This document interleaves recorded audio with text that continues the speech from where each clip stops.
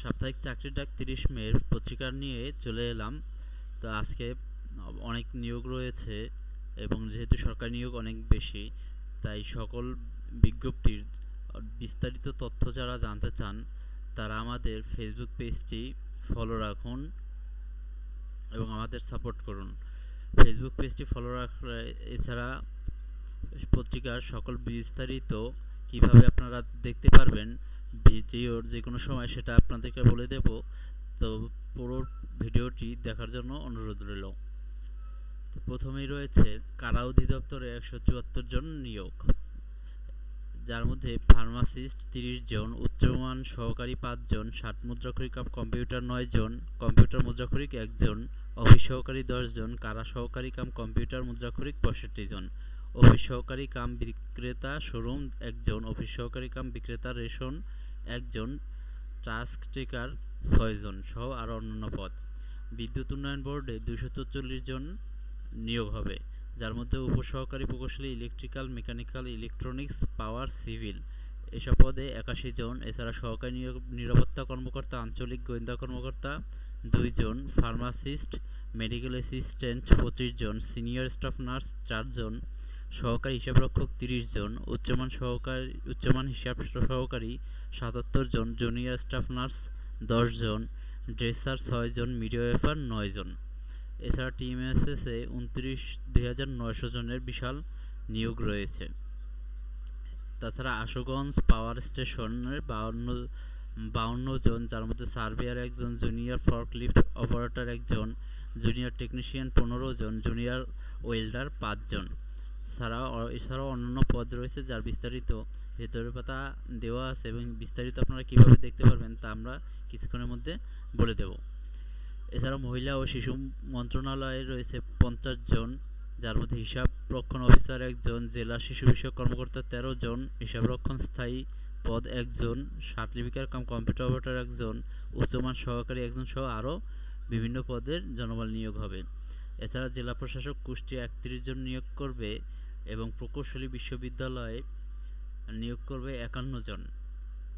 তাছাড়া জেলা প্রশাসক কুমিল্লায় ২১ জন নিয়োগ হবে, যার মধ্যে অফিস সহকারী কম্পিউটার মুদ্রাক্ষরিক ১৫ জন, হিসাব সহকারী ২ জন, সার্টিফিকেট সহকারী ৪ জন সহ ৪ জন। এছাড়াও নোয়াখালী বিশ্ববিদ্যালয়ে ১৪ জন নিয়োগ হবে এবং শিক্ষা মন্ত্রণালয়ে নিয়োগ হবে ১০ জন।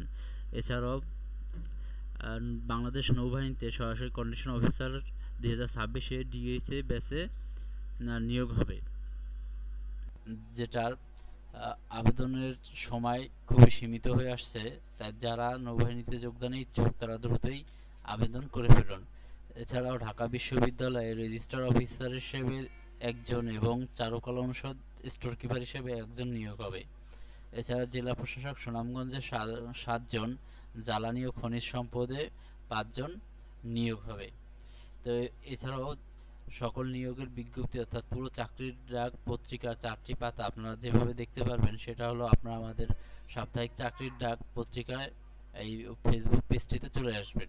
আপনারা ইউটিউব থেকে দেখুন অথবা ফেসবুক থেকে দেখুন, আপনারা এই সাপ্তাহিক চাকরির ডাক পেজটিতে চলে আসবেন।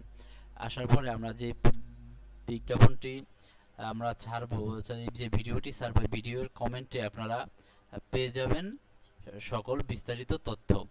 যেমন গত ২৩ মে ২০২৫ সাপ্তাহিক চাকরির ডাক, আমরা এই ভিডিওটির কমেন্ট বক্সে সকল পত্রিকার সকল বিস্তারিত জেপিজি করে আকারে দিয়ে দিয়েছি, যাতে আপনাদের কোথাও আর যেতে না হয়।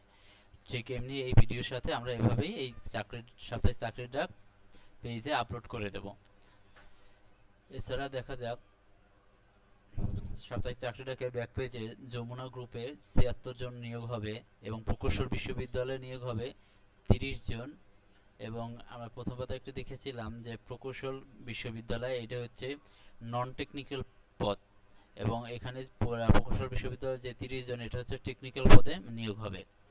এছাড়া ঢাকা ইপিজেডে ৪ জন, ডকইয়ার্ড অ্যান্ড ইঞ্জিনিয়ারিংয়ে ১০ জন, চট্টগ্রাম বন্দর কর্তৃপক্ষে ৩ জন। এছাড়া ব্র্যাক ব্যাংকে চিফ ক্রেডিট অফিসার হিসেবে ১ জন নিয়োগ হবে। এছাড়া বিশ্ব সাহিত্য কেন্দ্রে ৮ জন, বাংলাদেশ চায়না পাওয়ারে ৪ জন, বাংলাদেশ ব্যাংকে নিরাপত্তা ব্যবস্থাপক ব্যবস্থাপনা বিভাগ পরিচালক SMD পদে চুক্তিভিত্তিক নিয়োগ হবে।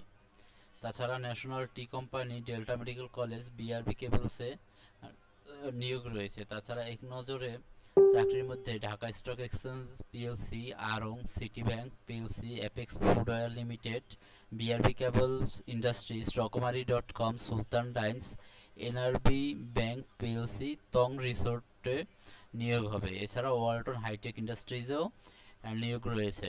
তো আপনারা বিস্তারিত আমাদের ফেসবুক পেজ থেকে দেখে নিতে পারবেন। তাই আমাদের ফেসবুক পেজটি ফলো করে পাশে থাকার জন্য বিশেষভাবে অনুরোধ করছি। এবং সবার যে প্রশ্নগুলো থাকে নিয়োগ বিজ্ঞপ্তি নিয়ে, সেটা হলো একটি জিনিস সবসময় খেয়াল রাখবেন যে যে কোনো সরকারি বিজ্ঞাপনে মোটামুটি নিয়োগের আবেদন প্রক্রিয়া একই রকম হয়ে থাকে।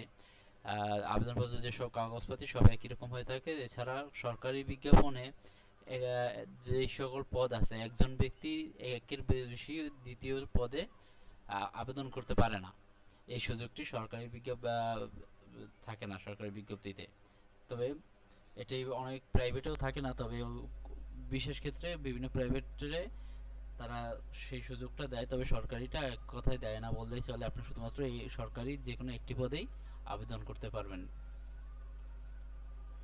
তো সকলকে ধন্যবাদ, এবং আপনাদের কোনো প্রশ্ন থাকলে আপনারা আমাদের ফেসবুক কমেন্টে প্রশ্ন করতে পারেন। এছাড়া যদি কেউ ইউটিউব থেকে দেখেন, ইউটিউবে কমেন্ট করলে আমরা সেটার উত্তর আপনাদেরকে দিয়ে দেব। সকলকে ধন্যবাদ।